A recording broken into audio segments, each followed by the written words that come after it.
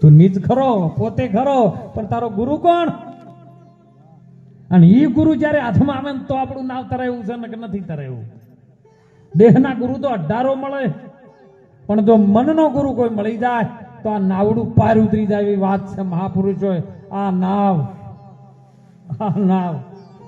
કાયાનું. અને એટલે સંતોએ એક વાણીમાં વાત કરી સાહેબ, નાવ મળ્યું ભવસાગર તરવા, એ નાવ મળ્યું છે ભવસાગર તરવા, હું ગમાવું ધૂતું વાળી છું.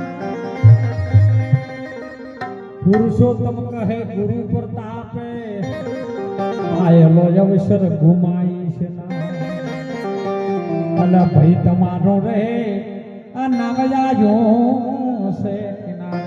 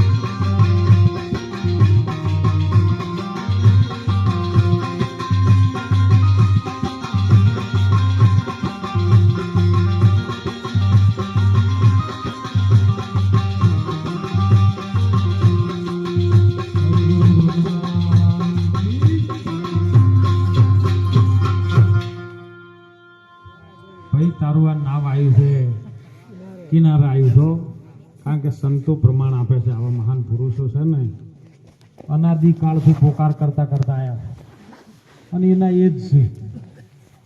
ભલે કોઈ પેન્ટ શર્ટમાં હોય, કોક વળી લુંગી પહેરીને ભલે આવ્યા હોય, પણ એના એ જ છે. સંત બીજ પલટે નહીં, જુગ જાય અનંત, કર્મ સંજોગે અવતરે પણ રહે સંતનો. અવતાર લે હો, જન્મ ના લે. જન્મ લે બધું મોણો, પણ અવતાર લે સંત. અને એટલે આ નાવ કિનારે આવ્યું છે. અસંખ્ય યોની ભોગવતો ભોગવતો આવ્યો છે જીવ દુખિયારો, દુખી થઈને આવ્યો છે. જો કદાચ સુખી હોત તો આવતે પહેલા હતો આવ્યો હોત, પણ આવતે પહેલ કબીર સાહેબે વર્ણન કર્યું, સાહેબ जब जगत में मैं आयो तो जग हंसा और मैं रोया, लेकिन करनी बीच में ऐसे करके चला, मैं हंसा और जग पीछे रोया. એવું કર્મ કરો સાહેબ, જગત તમને યાદ કરે. ફરી ફરીને નહીં આવે નાવ. આયેલું નાવ તારું ઊંધું વળશે અને ફરીને ક્યારે આવશે? આરે આ છેલ્લો કોઠો છે ને એ આવ્યું છે, છેટ કોઠા ઉપર આવ્યું છો, ધમખો મારીને બહાર નીકળી જાયજો ને પાછું જો નાવડું આમ ફરી ગયું ને તો વળતા ચક્કરમાં ક્યારે પત્તો આવે ખબર નથી. આ પૃથ્વી ઉપર અડધા જીવો એટલા છે ને, સવારે રાતે હુઈ જાય, સવારે જાગતા જ નહીં. બોલો નક્કી નહીં હોતું આપણે? અડધા જીવો છો રોડ ઉપર ને રોડ ઉપર જતા રહે. આપણે એવું કોકનું એક્સિડન્ટ જોયું હોય ને કોક મરી જાય એટલે આપણે તાકા બચારા મરી જાય, પણ તમને એ વિચાર થયો કે આ મરી જાય કાલે આપણે જ આ લેણીમાં છે, જીઓ નંબર આપણો છે, કને ખબર કોલ્યો હે? એટલે જતાં જતાં આ શ્વાસ કોઈનો કીધું કરવાનો નથી, કારણ કે સ્વતંત્ર છે એ આવ્યો છે, એ જ આવ્યો છે, એની મરજીથી આવ્યો છે ને એની મરજીથી જાય.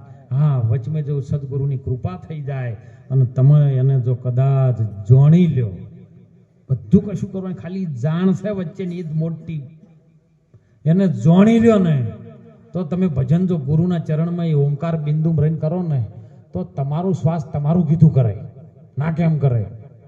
ઘણા સંખ્યાને કર્યો છે. ધોરલે એ જ વાત કરી, જાડેજાને પછી રૂપ બધું 16 શણગાર સજીને આવીને સાધુ સંતો મહેમાન ગતિ કરીને બધું ભોજન કરીને ભોજન ત્યારે કીધું છે જાડેજાને કે જાડેજા આ 16 શણગાર મેં સજ્યા છે ને, આ 16 શણગારમાં હું કેવી લાગુ છું? તો જાડેજાએ કીધું છે કે માં જો આ અવતારે આ રૂપમાં તમારી ગુરુ બનીને આવી, પણ આવતા અવતારમાં જો તમારી માં બનીને આવે ને તો મને તારો દીકરો બનાવજે. ત્યાં તોરલને ગદગદ અંદરથી આનંદ થયો, શ્વાસ એનું કીધું કરવા માંડ્યો અને એની અંદરથી નાભીમથી અવાજ ઉતાર્યો, જાડેજા જા, હું તને વચન આલું છું કે તોરલ તોરલ જ રહે ને જેસલ પીર થઈને પૂજા હે. બોલો કેમ નથી બોલ્યા? શ્વાસ એનું કીધું કર્યો ને, અને હાલ જેસલ પીર થાય ને તોરલ તોરલ જ છે. એ શ્વાસ એનું કીધું કર્યો છે. કેમ કે શ્વાસની અંદર કોઈ મલિનતા ભાવ ન હોવો જોઈએ.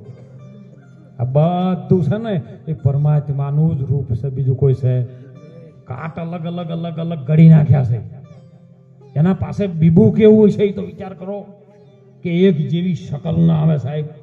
હજારો ચહેરા રોજના લાખો કરોડો બનાવે, પણ એકના એક જેવું કોઈ ચહેરો આવ્યો જલ્દી? કેવી એની રચના છે? શ્વાસ નથી લેવાનું સાહેબ. તમે ખોરાક પચાવો ને એટલે જીભ ઊનું છે, ટાઢું છે, ગલ્યું છે, ખાટું છે, બધું તપાસે. કેવી ઇન્દ્રિયની અંદર મૂકી? તમે કોક ખોટું બોલતું હોય તો તમારા કોણ હોભળે?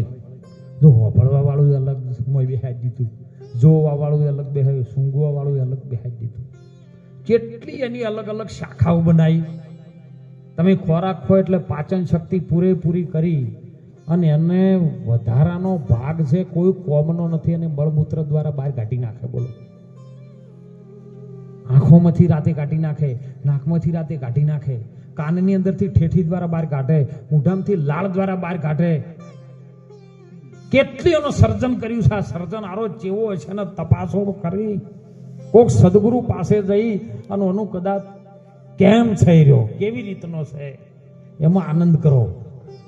આનંદ કરવા માટે મોણોનો અવતાર આપશો ને તે રજક ગોદડો ને ઢોલિયા દાંતણ પોણી ને દહીં, આ બધું આ મનુષ્ય જન્મમાં મળે છે, બીજા કોઈ જન્મમાં ગમે એટલું કરોડો રૂપિયાનું કદાચ દૂધ તમે ભેંસનું વેચતા હોય ને તો ભેંસના સોમાહામાં કોઈ દાડો શીરો પાથરી હોય મને કહો કે લાવો આના લીધે તો આપણું કુટુંબ ચાલે છે, આખા પરિવારનું આ ભેંસ પૂરું કરે છે, પણ કોઈ દાડો સોમાહામાં ગોદડું પાથર્યું હોય ને તો કેટલી બધી આ કૃપા છે કે તમને આટલું બધું મળે છે, છતાંય આપણે મોણના અવતારમાં ઢોર જેવા થઈને ફરો. બસ કોણ હોભળવા માટે આવ્યા છે ને તો ભગવાનનું ભજન હોભળજો.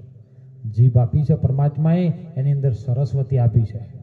સરસ્વતીથી કોકનું ભલું થાય, આ જીભથી કોઈની નિંદા ન થાય, કોઈનું ખોટું ન થાય એવું જીવનમાં ગુરુ જો ધાર્યા હોય ને તો તમે ગમે એટલું કરતા હશો. હું તો કોઈ મંડપના બહાર જઈને વાતો કરશો ને તો હોભળવા વાળો તો હોભળે ને. ભજનમાં હમણાં કીધું તું, કોણ રે બોલે ને કોણ હોભળે મારી હેલી, અને કને કહું આ દલડા કેરી વાત હેલી. કોણ બોલે ને કોણ હોભળે? અરે તું વિચાર તો કર, ધ્યાન રાખીને બેસ, તું જ બોલે છે તું હોભળે છે.